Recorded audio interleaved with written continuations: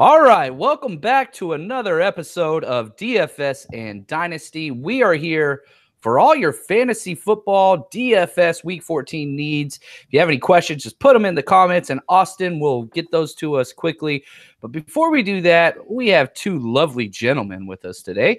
The great Austin, how you doing, brother? What's up, man? Lovely, huh? I never would have thought of those choice of words for me on a Sunday morning. When I look into your eyes, I just get lost, my friend. And Steve-O, what's up, brother? I'm good, man. Yeah, I was kind of lost on that lovely portion too. I wasn't really sure who I was recording with, if this is the right group of guys. I wanted to say sweetheart, but then I felt like, you know what? Let's tone it down just a little bit. I thought lovely would bring home the gentleness that is Austin the Bear. I thought you were going to say I'm recording with two assholes here. I don't know. That's what I was fully expecting. See, and I would have jumped. See, I got goosebumps and hair raised on the back of my neck for that one. That's right. See, Austin gets excited when the word asshole gets brought up.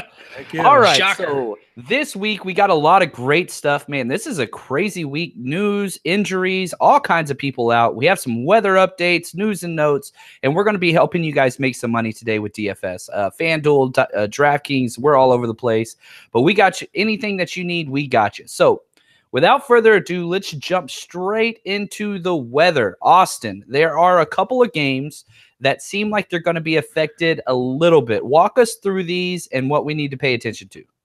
So Pat's at Miami. Not a lot of concern, but just enough with the impact that could mess up the game just a little bit. I wouldn't say mess up. It just put it more in the Pats' favor than what already is. I'm definitely looking for Gronk and Edelman to score this week. I'm worried about the running backs, so I'm looking to you guys to kind of set me straight. Saints at Tampa. Wind with possible rain. I definitely moved Kamar and Ingram up and dropped all receivers down a spot or two in my rankings. Don't tell me that, Austin. I love this game. This is like the game I've been targeting all week. Dude, right? And it's still over under 51 points, so it's still one of those to target. Falcons at Green Bay. This one's interesting. Very, very cold conditions there in Green Bay. We're talking 20s, maybe even lower by the time the game starts. It's not even, and that's not even the coldest game of the week. But these conditions favor like Aaron Jones and Coleman, even though Coleman crappy for the past couple of weeks when it comes to fantasy. But Green Bay's defense gets a pretty good bump. I would temper expectations that this could be a QB shootout like we've heard across the industry this week.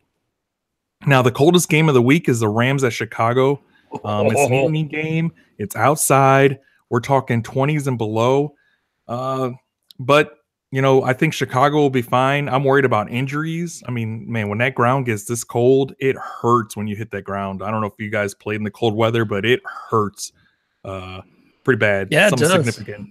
So I've had many games in cold weather, and it is not fun. And this is a game that I've faded, actually. Really? Well, it's an evening game, so it's not even part of the main slate, but still it's a game. I mean, the over-under is still over 50 points. I went looking through guys I would target for when we talk about games of the week, but, man, other than Gurley and maybe Chicago's run game, it's like you said, it's a rough one to kind of even – it'd be definitely a tournament play game. How's that? There we go. Yeah, that makes me feel a little bit warmer inside, I guess. Yeah, as rough as the main slate has been, that's basically what I've stuck to. And then these later games, I've just been looking at lineups where I'm going to play single game. So, yeah, I faded all that, stuck with the main. Yeah, and I'll say this week, it is set up very nicely to have your easy, solid plays at the top, the big names we all know, and then just a couple sneaky value plays to balance out your roster so that you can stay under salary cap and make some money. So I am paying up this week big time as far as my bankroll goes in cash games, just because I think that this is one of those weeks that's very predictable. So let's go through our news and notes, and hopefully that will help us understand exactly what we are talking about and why we are doing what we are doing. Starting out with one of the big ones, Melvin Gordon's out. Now, we knew he was going to be out. We still are not sure how long. They came out and said that he could return next week. But we have this awesome backfield between Eckler and Justin Jackson, the rookie that just dominated out of Northwestern. What are we going to do with this? I feel like, Austin, this is kind of your you've got the hand on this thing. You've been outspoken all year about this backfield, you and Armando, but he's not with us. So who are you liking and where are you staying away from on this one? I'm actually staying away from both the running backs for this game. It's still one of those to me, this is the safest game of the week when it comes to cash. And when I say the safest game, I'm talking Allen and Rivers. Those are the two I'm targeting this week. When it comes to that game, right now the Chargers are expected to win by more than 2 touchdowns. And like I said, the defense as well. The defense is the cheapest defense this week at 3,500. I think this is a great option if you're trying to punt. Which one? Defense. Are you talking about Chargers? Yeah. So Chargers defense this week is 3,500, which I think is, man, when it comes to safe pricing, I mean, you can really get some good value out of that. Yeah, and the thing is this, I mean, if they do jump ahead, which, you talked about Phillip Rivers, he's had at least 2 touchdowns in every single game this year, the only quarterback in the NFL that could say that. But if they jump ahead, man, you got to think they're going to rely on that rookie, Justin Jackson, to see how good he is before Melvin Gordon comes back. Not that he would be pushing for time, but for the future. So if that's the case, man, it seems like they would lean pretty heavy on Justin Jackson. Yeah, but my concern is, John, with the PPR and half-point PPR, I mean, you got to look at Eckler. I mean, if that's the case, Justin Jackson's the main guy, straight up, north and south, then, in these type of formats, he might be good for standard. But man, I think Eckler might be the guy. But like I said, right now I don't have any lineups with any of these guys because I just think there's other running backs that are safer and better value this week. Yeah, I'm with you. If you're wanting to go cheap, I like Jeff Wilson more. I like Jalen Samuels more. And they're both, very similar price range. And so I get you. What were you going to say there, Steve? I was just going to say, I mean, with the Chargers game, Jackson will see a lot of volume. If the Chargers get up early on, it'll be the second half. But again, that's if, right? And Austin Eckler has proven time and time again that he cannot handle any type of capacity of lead back duties. Obviously, you would play him as if you normally would in a good matchup, and that's just basing it all on target volume. So, I think this game's going to be a little bit more pass heavy with Gordon out as it was last week. But you have guys like Mike Williams, who's a huge red zone value. Keenan Allen, we've talked about what he has been doing in the second half of the season.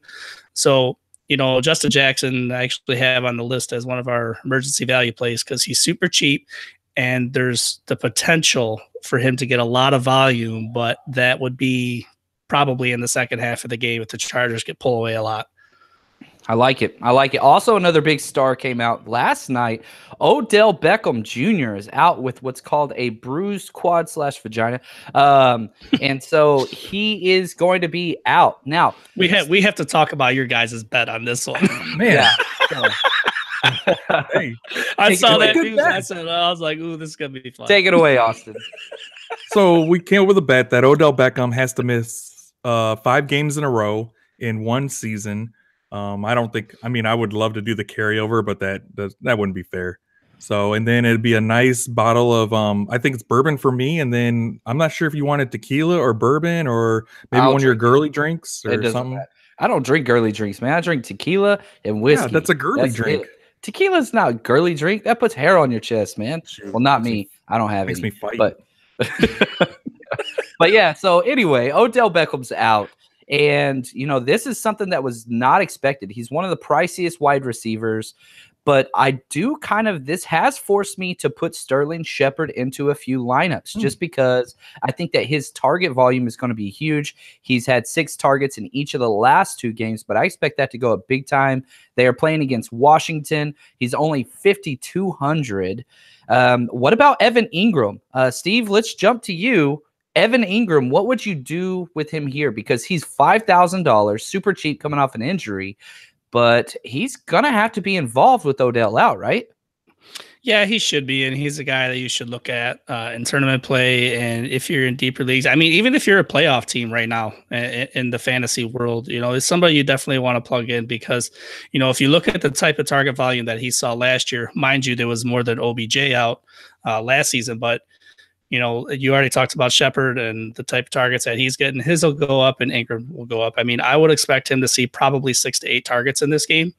So yeah, I think you I think you have to play him. If you're on the DFS side, I would stick more towards tournaments than cash with him.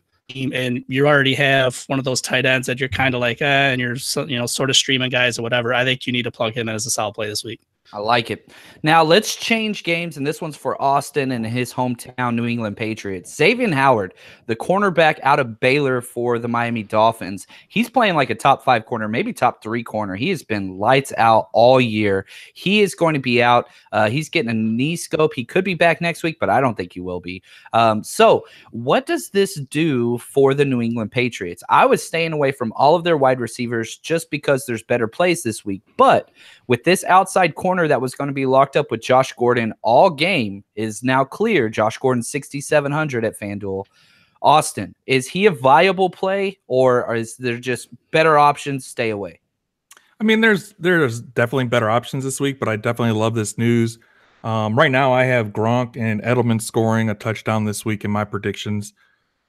If anything, I definitely want to do a stack, but I was going to fade Brady in this type of stack, but shoot, I might just do a full-on Patriots stack all the way from Michael all the way to defense, just to get that much exposure. I'm not going all out on this though. Right. Yeah, and I don't think you have to. You look at Gordon 67, Edelman 69. I don't think that this news really affects Edelman out of the slot, but I think it helps Hogan though. Yeah, if you're wanting to do like a tournament play and you're trying to figure something out, Hogan's 4,900 and Josh Gordon 67. One of those guys, they're going to hit big because, again, Belichick, if he's good at anything, it's attacking your weakness and going away from your strength. And with them having one of their best players on defense out, you can guarantee they are going to be lighting this up. See, I'm kind of on the opposite side of this because – yeah, they have an onslaught of receiving targets, but man, it's well known and documented that this team and Tom Brady struggles in Miami. And with the amount of running backs that they have, now think about it. Yes, you have Michelle, you have White, and Burkhead. You have Burkhead back. They've been utilizing Devlin in goal line situations. I mean, they just might try and beat him up on the ground. I mean, I'm looking at this Patriots team back when Tom Brady was very young. He's a game manager. He was only putting up, maybe a couple hundred yards a game, a touchdown or two. But, it's well documented that he has struggled in Miami. I mean, Belichick has had them practicing outside all week, but great. They're at 30-degree weather. You're going down to Miami. It's hot and humid. You can't simulate that. So I don't know. I mean, I'm looking at it from the other side that they might try and take this to the ground and play defense. That's just me. I like it. So staying with this is the Monday night game, so it won't affect your main slate lineups. Doug Baldwin is truly a game time decision, and he's a Monday night game. This is huge if you are in the fantasy playoffs, and if you are, you're probably not starting Doug Baldwin. But if you have him in your lineups, at least move him into your flex spot so you can have a little bit of versatility to get him out. But hopefully you do not have him in your lineup whatsoever. Just a quick tidbit on that. Eric Berry is going to be out. I really want this guy to play for the Chiefs defense, which has been awful. One, just because he's such a cool guy. He's a hell of a player, and his story's insane, overcoming Hodgkin's lymphoma, all this stuff. But let's focus on this Ravens game. Austin, are you believing that the Ravens have a chance to beat this insane offense, Patrick Mahomes and the Chiefs? Do they have a shot? I think they have a shot more now. I was leaning more with Eric Berry being in. I'm glad you guys put the news up there because that's the last thing I was tracking. Right now, Kansas City is expected to win by less than a touchdown. So it actually it went down 2 points as the over-under for 50, to score over 50 points. So I don't know. I didn't see a lot on the Baltimore side, but I mean, if this game is supposed to go over 50 points, I'm trying to figure out who is going to get those points and where. It's hard. I freaking hate Hill has fucked me so hard these past 2 to 3 weeks that, dude, I don't even want to fucking look at that guy. I almost hate him more than Odell right now because he's such a slut. Wow. So, yeah, man. The force is strong with that one. Yeah, God, fucking Hill, man. Austin, you bringing it, man.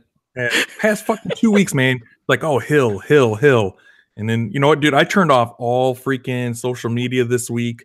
I didn't want to hear shit about fucking these games because, man, I'm going to make my own goddamn assessments instead of listening to fuckers. This is amazing. Well, what's funny is, he comes out, he gets 6 points last week in PPR. Yeah. The 2 weeks before that, 43.5 and 32.7. So which one are you going to get? And he dropped 5 huge plays. I am not betting on Hill this week, but the chief that I am betting on is Kelsey. I am absolutely in love with Kelsey. I understand he's the highest priced tight end in this game, but here's the thing that people don't understand. The Baltimore defense, which is absolutely insane at all levels, is actually pretty crappy versus the tight end. It seems like they are fine with the dink and dunk stuff. Their outside corners and their safeties keep everything in front of them. So if you want to throw against these guys, they are in the bottom 10 as far as fantasy points allowed to the tight end position. So I could see Kelsey having a huge game here. Now, what about offense? Last week we were really big on trying to get Ware into your lineups just because he was so cheap. How could you not? If you didn't, you were just basically giving money away. Are we playing Ware this week, Steve, at all? No. And after the matchup that they had last week, and that touchdown kind of saved his day and his value. And Damian Williams looked like the guy that fits that scheme much better than Spencer Ware. I'm not playing either one of them. I would say that if you're going to be playing anybody in this game, it's going to be Kelsey and it's going to be Mahomes. However, against Baltimore's defense, I don't want to play Mahomes. And I think Baltimore does have a chance to win this game. I do too. I'm not buying too hard into it, but I mean, if you look at Kansas City only has Hill and Kelsey for the most part on defense, and the Ravens or on offense. I mean, the Ravens defense is good. Kansas City's defense is not that good. And Lamar Jackson has been able to do something. They have something there with Gus Edwards. So, it's just a matter of which higher power side of the ball is going to win. Is the Ravens defense going to be able to contain Mahomes enough for Lamar Jackson to put something together and put up some points? Or is it going to be vice versa? It remains to be seen. But I think with who Kansas City has lost on both sides of the ball over the last week or two, I think that just did nothing but increase the possibility that Baltimore could win this game. It's interesting because the lowest points Kansas City's had all year is 26. And they've got over 40 more times than not.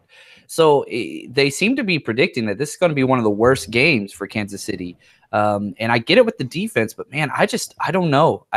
I really do. I'm buying into this Patrick Mahomes MVP thing. And this is one of those opportunities where he can make a statement game. And again, would you be surprised if he's got responsible for 4 touchdowns, Patrick Mahomes? I wouldn't be. I wouldn't be either. And this is where I'm struggling because there's one team that I have in one of my leagues that I have him and Andrew Luck. And I'm struggling with who I want to play because Andrew Luck tore up the Texans a few weeks ago. Earlier in the year, he threw for over 400 yards and 4 touchdowns. Mm-hmm. And on the other hand, I have Patrick Mahomes, who's played against some adversity in just some high-profile games this year and still produced. So I don't know. I like it. That's something for this game. One more thing for this game, real quick. My concern is hearing that Flacco asked to back up Lamar Jackson this week. I can see where, and this is the only reason I'm going to fade Lamar Jackson. I can see Flacco coming in the second half if it's a really close game. If it's close, I don't think he comes in. If it's a blowout, I think he comes in. Right. I mean, why would you put your QB in that's been injured in a blowout? I wouldn't. Yeah, but if they're close, that's because of the defense and what Lamar Jackson can create. Yeah. So if they're close under those circumstances, but Kansas City's defense sucks against the pass, and we know. And John Brown is taking a big hit. The run too. Yeah, it just John Brown's taking such a hit this year. Yeah. Their other freaking wide receivers taking a hit because Lamar Jackson doesn't look down the field. Whereas imagine what you could do. Bring Flacco in later on and just annihilate that team. Say nope, you're done with the AFC. Ultimately, 3 straight wins, though, man. 3 straight wins with the runner. Do is I like it. Keep the game on the ground. Lamar Jackson, Gus Edwards, any other back they could throw out there. If they can run, if they can grind out first downs, keep Kansas City and Mahomes off the field on the offensive side of the ball, gives them the ultimate possibility to win that game. I like it. All right, let's keep going with the news. We got a couple other things. Tyron Smith will return. He had a neck injury. This is absolutely gigantic. If you remember last year, the issue with Zeke, he was awful whenever Tyron Smith wasn't out there. So this helps Dak and Zeke out a lot. I absolutely love Zeke this week, especially playing with a lot on the line. If the Cowboys win this game against Philadelphia, essentially they're the division winners. They've got a very easy schedule down the stretch, but I really do think that this game's got Zeke written all over it. I'm not playing Dak in any lineups, but Zeke I am. Austin, is Ezekiel Elliott at 8,800? Man, I love this guy this week, and I hate him, but I love him as a DFS play. Yeah, I got him. I'm looking through my lineups that I'm getting ready to post on the site, and I want to say most of them have Zeke in it for this week. So a 4 straight games at 22 points or more on FanDuel. I mean, he is just he's as lock it in as you can get. I think we'd be talking a lot more about him right now if it wasn't for Christian McCaffrey. But he has been very consistent. You say something, Steve? I was just gonna say Zeke is pretty much matchup proof. And he's done nothing but prove that all year. And he's got a good matchup this week. So he is matchup proof, but whenever you get a good matchup, it's even better. It's crazy though. Right behind him, in the same division, Barkley is right there too. Yeah. And he's $100 more than Zeke. That shows you, that how much emphasis is going to be on Barkley this week.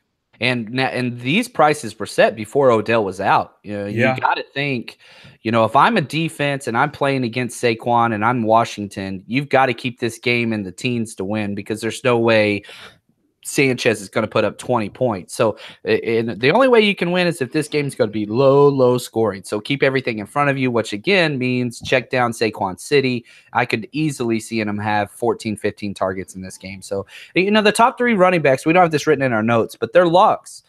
Christian McCaffrey, Saquon Barkley, and Ezekiel Elliott. You take out the other 3 guys, Kareem Hunt's gone, Melvin Gordon's gone, Connor's gone, and Gurley's not in the main slate. So it seems like they are forcing us to make very easy decisions. And don't get cute. If you want to throw in one of the cheap running backs with them to balance this out so you can get some good wide receiver help, that's fine. But I have several lineups where I have these 3 in, McCaffrey and Barkley, and then Zeke in my flex, and I'm just value playing heavy volume plays at wide receiver, tight end, to balance that out, because those 3 guys, they're not going to lay a dud. They don't lay duds. So in cash game lineups, don't get too smart. Don't get cute this week.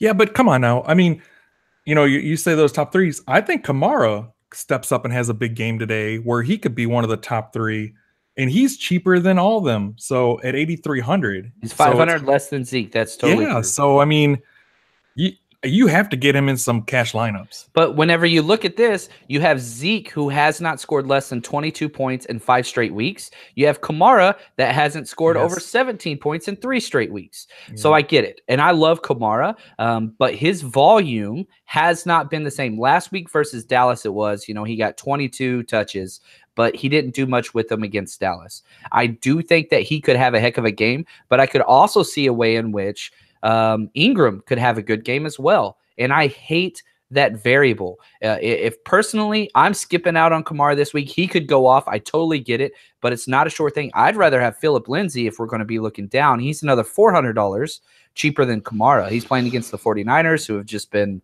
yikes. I have a lot of Lindsay this week, but going back to Zeke, I've stayed away from. I think he'll produce. I think he'll be okay.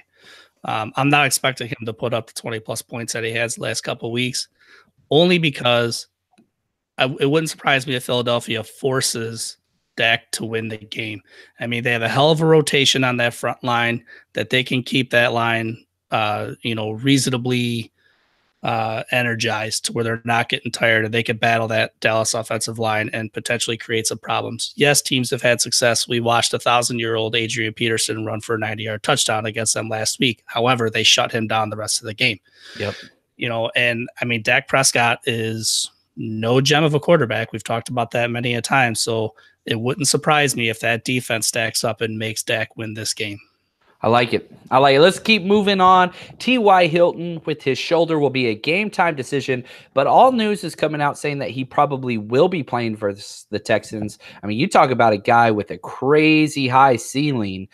He scares me a little bit with the shoulder injury, but at 7,600, not a bad play. I mean, he's had a hell of a year, and when Andrew Luck's on, he goes to him. And then the other guy that I really want to talk about, Eric Ebron. Steve, is there any other tight end that you just are in love with, like Eric Ebron this week? No, and he's still cheap enough to where I would rather play him over Kelsey, over Gronk, even though I think Ebron's even a few dollars more than Gronk, and even Zach Ertz. I just think that with Doyle out of there, they have Hilton and the possibility, who knows if he'll be limited, who knows if he'll play the whole game or whatever. But it's been clear that when Doyle's been out of the equation, that Ebron has seen a lot of volume. And his targets when Doyle is out, 16, 15, 10, and 11. So right. So I mean, and for what you're paying for Kelsey, how many of the games this year has he seen that kind of target volume? You know what I mean? So just for the lesser price, better volume, I would rather play Ebron and then spread that extra $1,000 out somewhere else. Right, yeah, and that's the thing. I really do think there's only about 3 or 4 solid tight end plays this week. If you're wanting to pay up for tight end for the sure thing, I think you go Kelsey, even though he is pricey. If you're wanting to go with kind of the smart in-between play, that's going to be Eric Ebron, who just, man, again, we just talked about his volume. Now, if you're wanting to go cheap, I think there's a couple options there with Cameron Brate. Anytime Winston's on, he's going to get a touchdown. And also Evan Ingram, who we talked about briefly, his volume's got to go up, and he's priced at $5,000. I know this isn't in our script, guys, but Austin, are there any other tight ends that kind of excite you a little bit? I know you talked about Gronk at 6,200, but, man, I'm staying away from almost all tight ends besides those few guys. Yeah, the ones you named but I'm leaning Gronk this week. I mean, 6,200, he's at a price point that you just can't, it's hard to stay away from. And, you look at his targets this week. I know it's Patriots and I got it. I'm the homer, but it's hard not to look at him as for your lineups. I mean, Ebron's 6,400. I got the targets, but man, it's hard not to think about all the drops the past week and stuff like that between him and Brate. Just crushed fantasy teams last week. Yeah, Brate broke my heart, man. He dropped that touchdown and dropped 2 other passes. They were tough catches. I mean, let's be honest. I mean, Winston's not going to give you a good ball, but you got to come down with those. All right, let's keep moving. We got lots of stuff to get to still. Isaiah Crowell is expected to play, but I'm staying away from that play this week. I could definitely see Elijah McGuire starting to get more carries to see if he's going to be a back of the future there.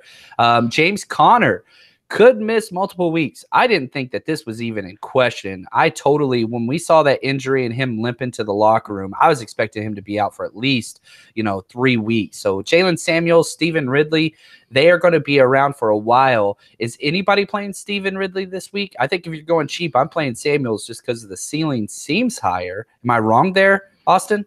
No, I actually went and just picked up Ridley in our Dynasty League only because I heard that Kiki, Do You Love Me might be out today. So that guy is hurt all the time. So I went and picked up Ridley real quick just to stay competitive in the first round of the fantasy playoffs. So there you go. It's a super deep fantasy league, Dynasty League. That's why he's bringing that up. You got a lot of starters there. Sammy Watkins, who cares? I think he died. Let's move on to top game to target for DFS. That's awesome. Now, I want each one of you guys, I'm going to put you on the spot. I want you to pick one game that you are going to talk about, and the other one, pick one game that you want to talk about. And whoever goes first, you get to pick the game you want, and whoever goes second, you get what's left over. So let's go with Steve, because he laughed at my joke and it made me feel good about myself. Let's go with you first. You pick one game that you want to highlight based on over-unders and all that stuff that we need to load up on. This is game stack theory. What do you think, buddy? I mean, we've already talked about a handful of these games, but I think the one that we should look at that we did not talk about, excuse me, is Steelers at the Raiders. mainly on the Steelers side of the ball. I mean, we just talked about the situation with Connor, Ridley, so on and so forth. But, if you're in the fantasy playoffs right now and you own Connor and you were able to handcuff Ridley or Samuels to him, and then, you have Ben Roethlisberger, even though he does not travel well, Antonio Brown, Juju Smith-Schuster, even Vance McDonald. I think with the fact that the volume out of the backfield is going to be spread out, and it's kind of going to be specific to how the game flow is on how the volume is spread out there.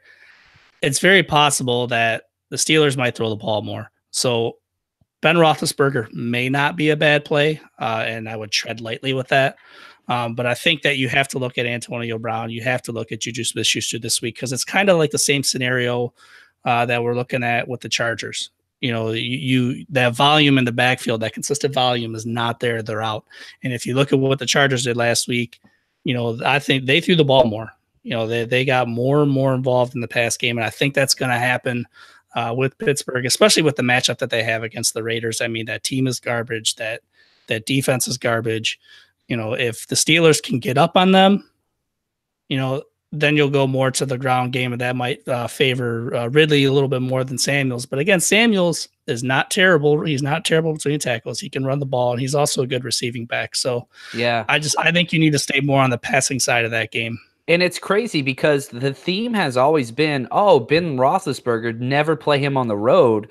But this year, his last 5 road games, he's put up over 20 fantasy points in every single one of his last home games. And that's against Denver, against Jacksonville. Like he's played against Baltimore, he put up 25. So he going against a terrible defense, even if it is on the road across the country, I do think that Ben has kind of dispelled the myth of, you can never play me on the road. You take away his top running option in Connor. This just seems to be saying, man, he's going to be throwing the ball a lot this week. Now, he is crazy expensive on FanDuel at $8,600, but I do like the play. I think that he has a very, very high floor.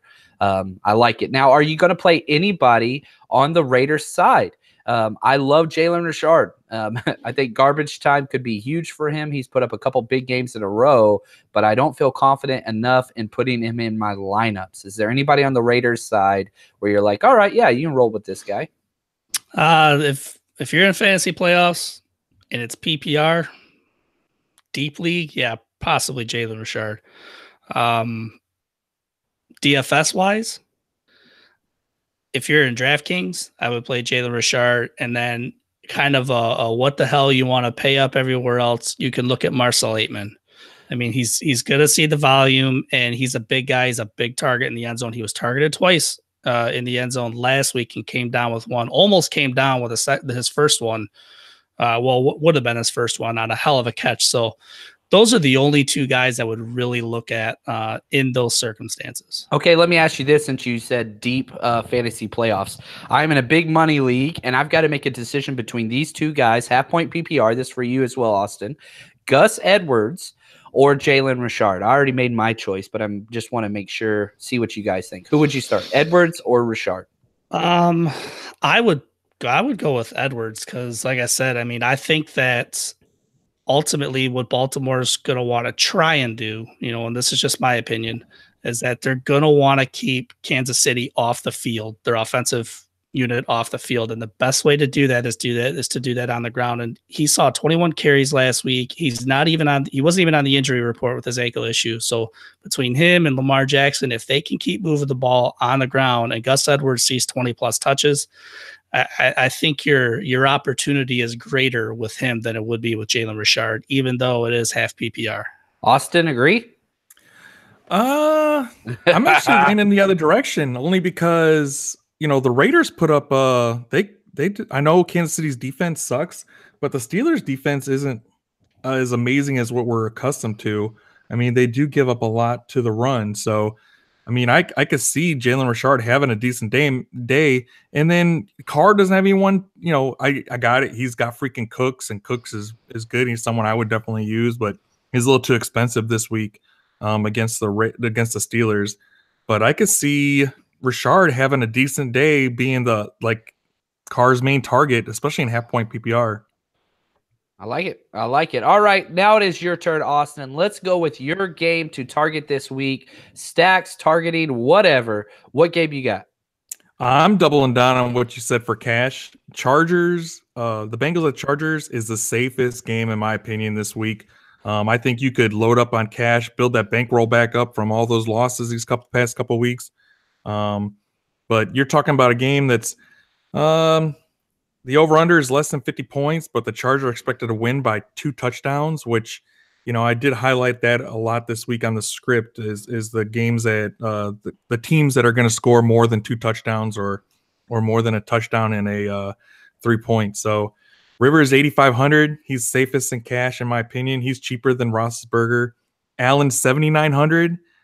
Their defense is 3,500. So you're talking one of the safest games. And then you can just go through and just pick and choose and build it, not for cash, for tournament, and pick a couple guys that you're like, okay, so Rivers is going to throw it to this guy because, I'm sorry, but Williams and the other kid, it's just, you cannot predict where he's going to throw it to.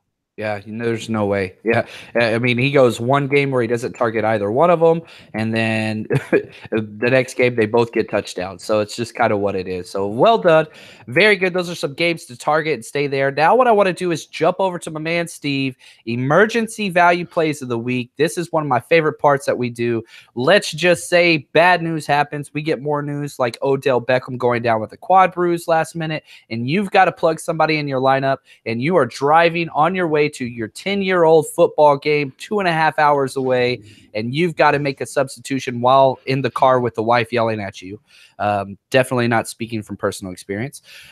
This is this is what you will plug in. So help us out. Go through each position quickly for us, Steve. So the 2 quarterbacks that I'm looking at, especially because, if you're playing the Phillip Rivers or Aaron Rodgers or Andrew Luck or whatever, 2 guys that you can get for reasonably cheap based on what's there. Yes, they're rookie quarterbacks, but their matchups are good, and these guys have proven to be serviceable so far this year. Is Lamar Jackson at Kansas City at 7,500, and then even Baker Mayfield versus Carolina. Carolina is pretty good against the run, but their secondary is terrible. And there's enough targets in Cleveland that if they could put one of those weeks together, Baker Mayfield could put up some points. At the running back position, we've already talked about these 2 guys a little bit, but Jalen Samuels at Oakland for 4,600, and then Justin Jackson against Cincinnati for 4,500. But again, with Jackson, keep in mind that his volume could increase in the second half of the game if the Chargers are able to pull away significantly enough from the Bengals. And then at wide receiver, Golden Tate at Dallas. Now, I know he struggled the first couple weeks that he was there, but these last couple weeks, there's been something going on there with Tate and Wentz. These guys have been able to create some plays on the run, with a broken play. So definitely somebody worth looking at 5,700. And then Zay Jones, I think you have to look at him regardless. But love Zay Jones this week so much, probably more than I should. And if you're not playing him, he's at 5,100 against the Jets, who he torched, I believe, for 2 touchdowns a couple weeks ago. So, again, you should be looking at him as a cheaper volume play in your lineups. But if you're not and you're in a pinch, he's probably one of the safest ones out there. They cut fatty, fat. Like, that's the thing. Like, who else is he going to throw to? He's averaging 8 targets a game over the last 6 weeks. I love me some Zay Jones. I was laughing because speaking of that clown, when Sammy Watkins left Buffalo, they brought him in, right, to take his place pretty much. And then Sammy Watkins is hurt in KC, and KC brought him in to work out at least. So saw how well that worked out before. Why would you even try it again? Forever right? Linked together. Right. And then looks like Austin just added another guy, which is true. Sterling Shepard at 5,200. We talked about OBJ being out. We talked about his target volume possibly going up, which it should. So definitely another guy worth looking at too. The tight end situation, I'm targeting this Kansas City game again with Mark Andrews. He doesn't see a ton of volume, but he generally returns value. And for the type of quarterback that Lamar Jackson is, I think Mark Andrews is a safe play at 4,800 with his matchup. And then another guy you might want to look at possibly, this is kind of a shot in the dark here, but Ricky Seals-Jones against Detroit, 4,900. they don't have anybody to throw the ball to. That's the only reason why I have him here. You have Larry Fitzgerald, you have David Johnson.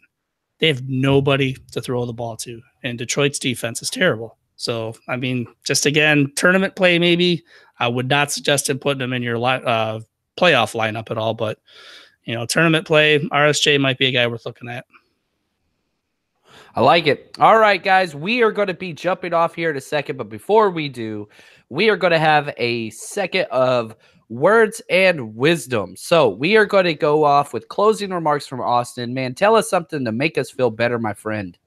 Don't overthink this week, even though Derrick Henry fucked everything up already. So, oh my gosh, that's freaking amazing. I still enjoy that run, but holy crap, man. And you got to give him hats off to that kid for trying to get some points over to Deion Lewis, even pissed the coach off. It was real enjoyable to read his lips, the coach's lips, that is, when he's getting all mad because Derrick Henry didn't want to go in.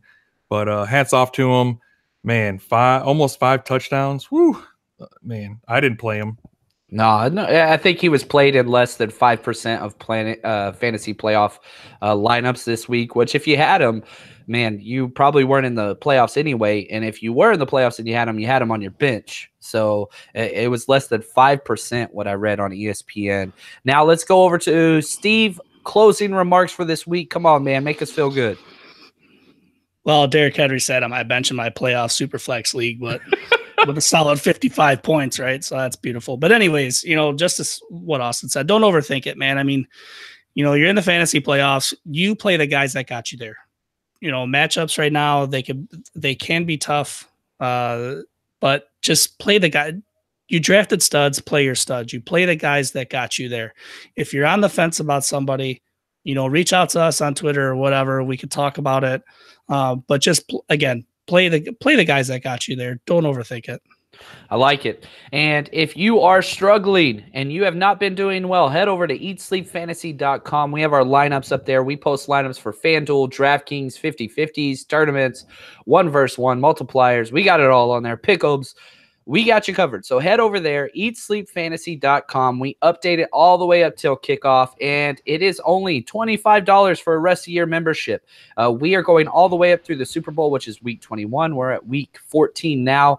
So we still got some time to make money. And if you do sign up now, you also get a bronze membership to Eat Sleep Fantasy, which is worth it in and of itself. So head over there, eatsleepfantasy.com. We appreciate you guys. Good luck this week. And if you have any questions, please hit us up on Twitter. Austin, what is your Twitter handle, sir? AUSTN37. All right, Steve. SSPAC21. There you go. And I am JL_Chapman, or you can find me at your mom's house. Go ahead. What is the DFS and Dynasty Twitter handle? Yes. So we updated our new Twitter handle. It is at ESFDD. So double D's. The double D's, Dynasty and DFS. So at ESFDD. So head over there, give us a follow. We really appreciate it, and we will see you guys next week. Take care.